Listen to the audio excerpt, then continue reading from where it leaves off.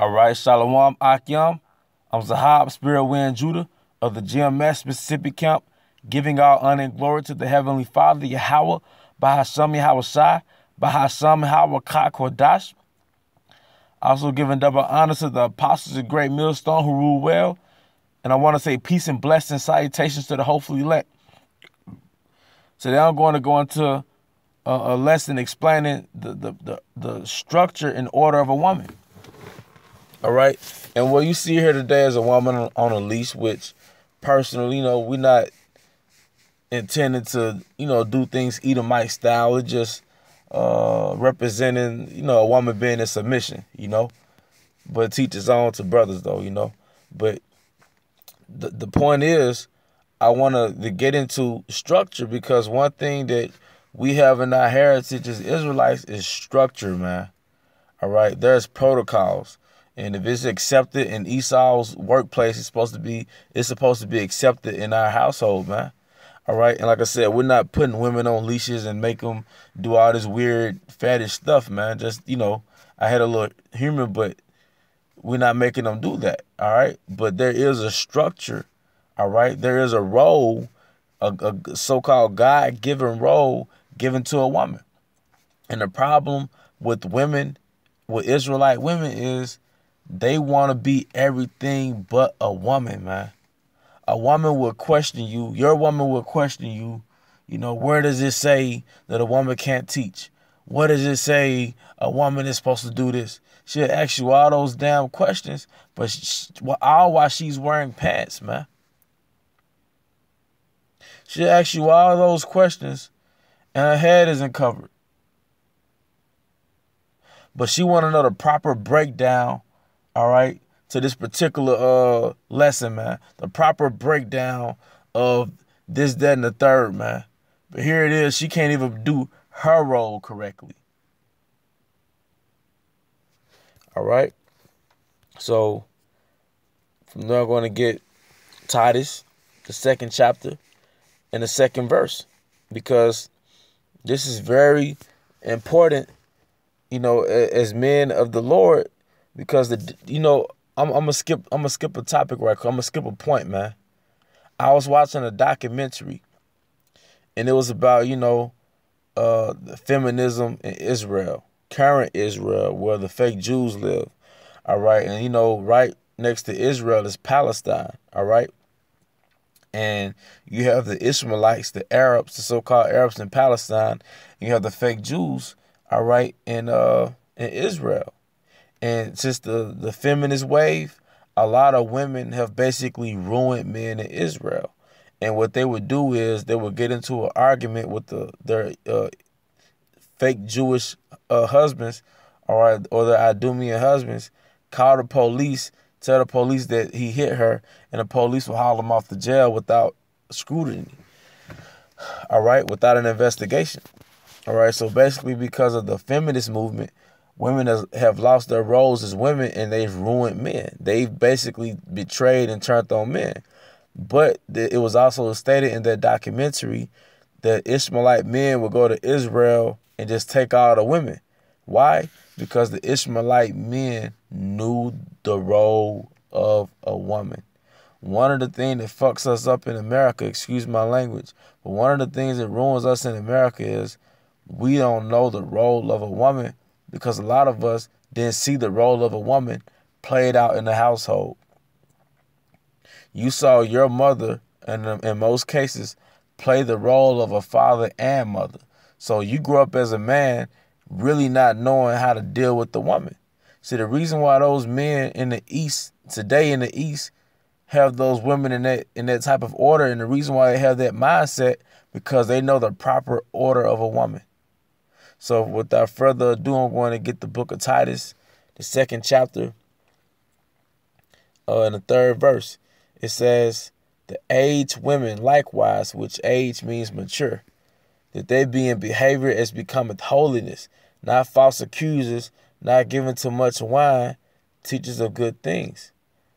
Titus chapter 2, verse 4, that they may teach the young women to be sober, to love their husbands, to love their children. Verse 5, to be discreet, chaste, keepers at home. So a woman is supposed to be at the house, man. A woman's element is at a house.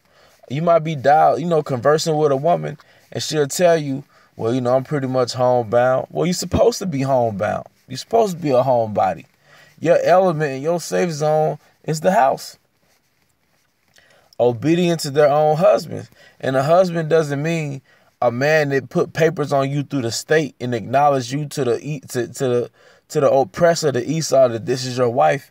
The man you're currently dealing with is your husband. Really, the man that you lost your virginity to is your husband. But we in a state of confusion right now. That the word of the Most High be not blasphemed. So let's expound on some of the details of what it means for a woman to be in order. All right. So I'm going to go to tools. Okay. I'm going to go to tools. And I'm going to get the word. It says to be discreet.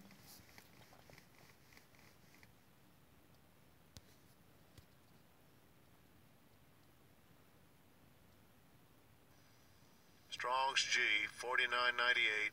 Sophron. So for the word for discreet is sophron. And it says on the Strong's info, it says safe, sound, and mind, self-control. So the aged women or the older women are to teach the younger women to practice self-control. Two things with this scripture. It shows you that women have the capacity to be self-controlled if they want to. And it shows you that these women, the older women, are doing a direct opposite. They're teaching young women to be whores, man. They're teaching young women to be whores. These so-called black women have aunts, cousins, best friends, their moms, telling them from the time they hit puberty and younger how to manipulate men for their benefit. That's why you had men like Tyson get ruined, because that woman, I think her name was Robin, her mom groomed her into being a perfect enemy to a man like Mike Tyson. How to manipulate. She was a prime example of a woman's her heart being snares and nets, which your heart means mine, because she got Tyson to the point where she could straight dog him on the interview and he didn't do anything, man. Not only did she dog him in the interview, she ruined him in life. But her mom taught her that. But according to the scriptures, your mom or older woman is supposed to teach a younger woman to practice self-control, to love her husband, to be obedient to her husband, man. So you got whores like Black China, all right? They go out the men of nobility and use their pussy and capitalize off their pussy, man. But you check their background, they was raised under that single black mother, man, who you already know taught her how to capitalize off capitalize off of her vagina, man. So I'm gonna read this again. This is the definition for discreet, because it tells you that the older women are to teach the younger women to be discreet. And it says self-control. And another thing, Esau got this thing called Section 8, all right? He has something called welfare, where women could get, when women are eligible to get hundreds of dollars a month because they're popping these babies out. But they are implying that these women don't have self-control. They're poor. They're subhuman. They're going to pop these little babies out anyway. Let's support them. And that little construct, their little system totally dissected our families, because that gave women incentives not to have real men ruling over them, man. A woman would be submissive to her husband and she would maintain the house. In turn, she was provided for. In turn, she was protected, all right? But it says self-control, discreet, sober, temperate, okay? So a woman, this goes to show you that a woman has the capacity as a human to practice self-control, okay? But, that was pretty much the point, man. I hope brothers were edified, man. This is the structure and order of a woman. Us Israelite men, including myself, we have to look at ourselves like a government. You are a government within yourself. Every brother has his own thing, But you should have a structure on how you deal with the word, when you teach, when you do a lesson with a brother. And when you get a woman in your world, she has to maneuver around your structure. She has to maneuver around your order, man. Anytime a woman could bend you from your structure or she could bend you from your purpose, she loses respect for you because she feels like, if I can move him from his schedule, if I can move him from his purpose, then subconsciously she feels like you are a man with no backbone, and now she doesn't feel protected. Now she feels like she's not with a real man. All right, but the point is, regardless of how she feels, if you teach on Saturday, that shouldn't move for the female. All right? If you got a beard on your face, don't trim that shit for no female. A man is not supposed to move for the Most High. A man is not supposed to move out his purpose with the Most High. A woman is not supposed to move you from the Most High, man. You supposed to lead her. We not following no nigga woman to church, man. Our woman is following us in this word.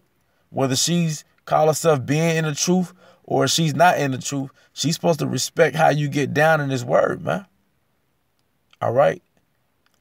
She's supposed to submit to that structure, man. You know, you have to set a standard of how you carry yourself, man. You have to have a structure of how we carry ourselves. And we got to pray to Yahweh Shema Shai to give us that mindset. If brothers don't have it, because we've been emasculated in Babylon to where we thought just having a woman was a prize in itself, man. Like, no, we got to reclaim their royal heritage, man, and reclaim that manhood, like the Apostle Gabar always says, man. All right, but I'm not going to keep going on and on. If something else comes to my spirit, I just do another lesson on it, man. But the point is, there's an order to women. It's not just the excitement of having a woman in your life. Now it's a structure and order in the role of a woman. And that order and that structure maintains the pillars of the household, which maintains the nation, man. But with that, I hope you brothers are edified. To the next lesson. Shalom.